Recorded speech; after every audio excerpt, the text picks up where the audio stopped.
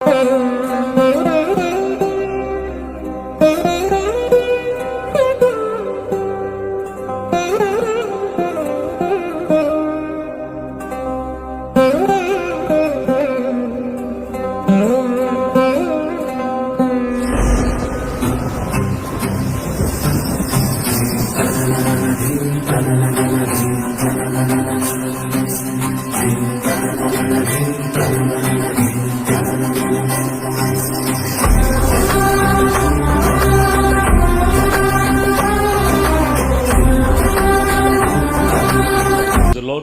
ప్రభు రక్షకుడైన యేసుక్రీస్తు నామములో ఈ ప్రత్యేకముగా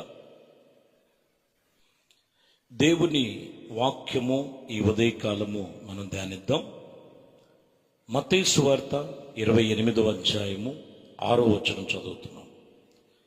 ఆయన ఇక్కడ లేడు, తాను చెప్పినట్లు ఆయన లేచి ఉన్నాడు. రండి, ప్రభు పరిండి ఉన్న స్థలమును చూచి. ఇక్కడ దేవదూత చెబుతున్నారు, ఉదయమే తెల్లవారక మునిపే చాలా రాత్రి ఉండగా యేసు ప్రభువారు సమాధి చేయబడిన చోటుకు వచ్చి సమాధి మీద రాయి పొర్లించడం చూసి వారు చూస్తున్నప్పుడు ఆ రాయి మీద దేవదూత వారు నిలవబడి చెబుతున్నటువంటి మాట ఏంటంటే, ఆయన ఇక్కడ లేడు, ఆయన చెప్పినట్లుగా లెగిచి ఉన్నాడు. ఈరోజు మన ప్రభు అయిన యేసుక్రీస్తు ఆయన పునరుద్ధానుడైన యేసుక్రీస్తు ఆయన ఎప్పుడో లెగిసి ఉన్నారు. ఆయన ఇంకనూ కొందరు ఎక్కడ వెతుకుతున్నారంటే మృతులలో. ఆయన మృతులలో లేడు, ఆయన చెప్పినట్లు 3వ దినాన లేచాడు. ఇంకనూ కొన్నిసార్లు మృతులలో వెతికినట్లు లోకములో వెతుకుతున్నటువంటి అనుభవం, ఎక్కడో ఏదో ఆలోచన చేసేటువంటి అనుభవం. వాక్యం ఇక్కడ చెబుతున్న మాట, ఆయన ప్రతి విషయంలో చాలా జాగ్రత్తగా గమనించాలి. ఇదిగో ఆయన లెగిసి ఉన్నారు, ఆయన లెగిసే ఉన్నారు. కొరింథీ సంఘముతో 1 కొరింథీలకు రాసిన పత్రికలు 15వ అధ్యాయం 20వ వచనములో, ఇప్పుడైతే నిద్రించుచున్న వారిలో ప్రథమ ఫలముగా క్రీస్తు మృతులలో నుండి లేపబడి ఉన్నాడు. ప్రథమ ఫలముగా ఆయన లేపబడి ఉన్నారు. మృత్యుంజయుడై, మరణమా నీ ముల్లెక్కడ, మరణమా నీ ఉజ్జయం ఎక్కడ అని మరణపు ముళ్ళును విరిచినవాడు. వాక్యము సెలవిస్తున్న మాటలు. ప్రథమ ఫలముగా మృతులలో నుండి లేపబడినటువంటి క్రీస్తు, యేసుక్రీస్తు సర్వశక్తి కలిగిన దేవుడు. ఇంకను మనం గమనించినట్లయితే 15వ అధ్యాయం 4వ వచనములో, లేఖనముల ప్రకారముగా 3వ దినమున లేపబడెను. లేఖనముల ప్రకారముగా 3వ దినాన లేపబడినట్లుగా రాయబడింది. ఆయన మృతుడు కాదు, ఆయన పునరుద్ధానుడు.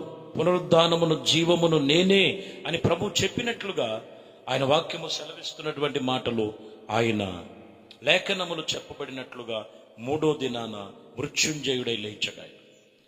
ఆయన ఇంకా మీరు మరణములో కాదు, ఆయన సజీవుడు, ఆయన పునరుద్ధానుడు.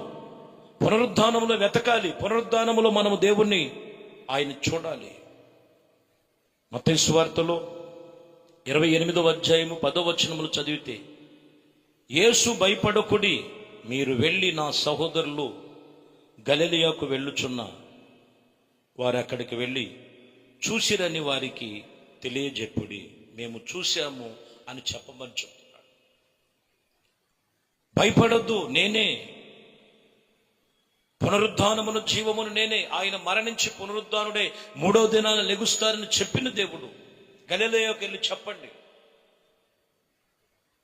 శ్రమ పడ్డాడు, రక్తమును కార్చాడు, శరీరాన్ని అప్పగించుకున్నాడు. తిరిగి 3వ దినాన మృత్యుంజయుడై పునరుద్ధానుడై లేచాడు. 28:2లో కూడా మనం చూసినట్లయితే అక్కడ అంటున్న మాటలు 28 మత్తయి సువార్తలో 2, ఇదిగో ప్రభు దూత పరలోకము నుండి దిగి వచ్చి రాయి పొర్లించి దాని మీద కూర్చొని ఉండి అప్పుడు మహాభూకంపము కలిగెను. అక్కడ మీరు గమనించినట్లయితే ఆ దూత స్వరూపము, ఇదిగో మనము ఆ వస్త్రములు హిమము కంటే తెల్లగా కనపడుతున్నటువంటి విషయములు, అతనికి భయపడకునని ప్రతి విషయములో కావలి వారు వణికి ఇదిగో వారు చచ్చిన వారి వలె నుండిరి రాయబడిన మాట. ఎందుకంటే అనేకుల కొరకు ఆయన శ్రమ పడ్డాడు. పునరుద్ధానం ఆయన ఎవ్వరూ ఆపలేరు. ఈరోజు లేఖన మధ్య చెప్తున్నమాట, ఆయన లేపబడి ఉన్నాడు. ఇంకా మృతులలో మనము వెతకకూడదు. ఆయన ఇక్కడ లేడు, ఆయన ఎప్పుడో లేచాడు. ఆయన పునరుద్ధానుడు. రోమపత్రికలో 1వ అధ్యాయంలో 1వ వచనములో మీరు చదివితే, యేసుక్రీస్తు దాసుడగు అపోస్తుడగు నుండినట్లుగా పిలవబడిన ప్రతి విషయములో ఆయన చెబుతూ, యేసుక్రీస్తు యొక్క దాసుడుగా అపోస్తుడైనటువంటి పౌలు ఇక్కడ చెప్తున్నటువంటి మాట, నేను పునరుద్ధానుడైన క్రీస్తుని ప్రకటన చేస్తున్నా. సెలవు వేయబడిన క్రీస్తుని ఇదిగో ప్రకటన చేసి పునరుద్ధానమును జీవమును ప్రభు అయిన యేసుక్రీస్తుని ప్రకటన చేస్తున్నామని ఆ పునరుద్ధానమును గురించి చెబుతూ 1 కొరింథీయులకు రాసిన పత్రికలు 15వ అధ్యాయము 13వ వచనం, మృతులలో పునరుద్ధానమును లేని ఎడల క్రీస్తు కూడా లేపబడి ఉండలేదు. అక్కడ మనం గమనిస్తాం, మృతులలో పునరుద్ధానములు లేకోకుండా ఉన్నట్లయితే క్రీస్తు కూడా లేపబడడు. మనం చాలా జాగ్రత్తగా గమనించాలి. మన కొరకు వెలకట్టాడు ఆయన. అప్పటి వరకు ఇక ఆదాము ద్వారా కలిగినటువంటి పాపము, యేసుక్రీస్తు శిలువ మరణంలో పాపం అక్కడి నుంచి ప్రతి మానవాళి యొక్క పాపమునకు వెలకట్టాడు ఆయన. ఇప్పుడు పునరుద్ధానుడే లేచాడు. మీరు బాగా గమనించాలి. యేసునొద్దకు వచ్చి ఎంత ఘోర పాపమునైనా ఒప్పుకొని విడిచిపెట్టినట్లయితే వారిని అక్కడి నుంచి ఆ పాపమును కొట్టివేసి వారు కూడా దేవుని సన్నిధిలో నూతన సృష్టిగా మార్చబడతారు. మొదటిగా శరీర సంబంధముగా నూతన సృష్టిగా మార్చబడతారు.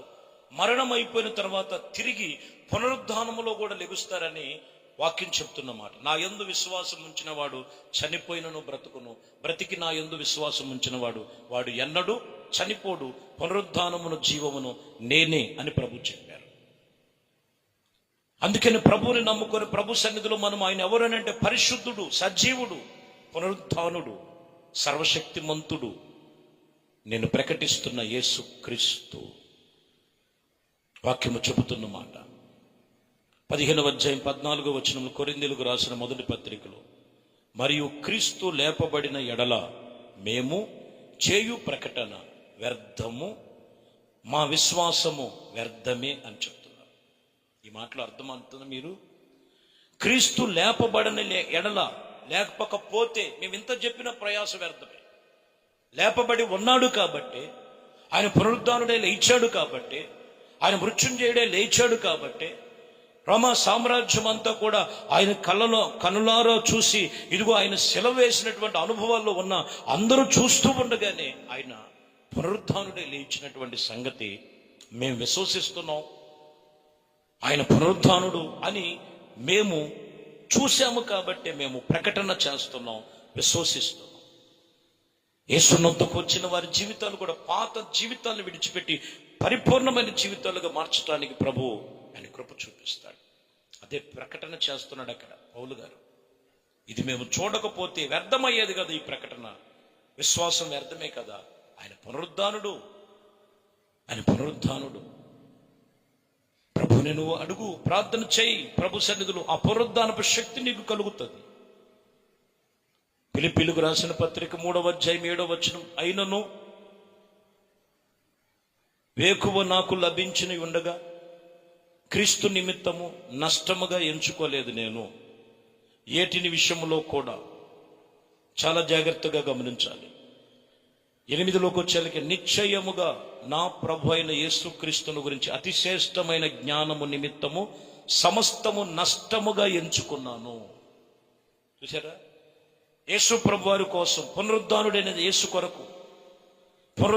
యేసు కొరకు ఎలాగంటే సమస్తము నష్టముగా ఎంచుకొని నాకు ప్రభు కావాలి, ఆయన పునరుద్ధానము కావాలి అని తీర్మానం చేశాడు.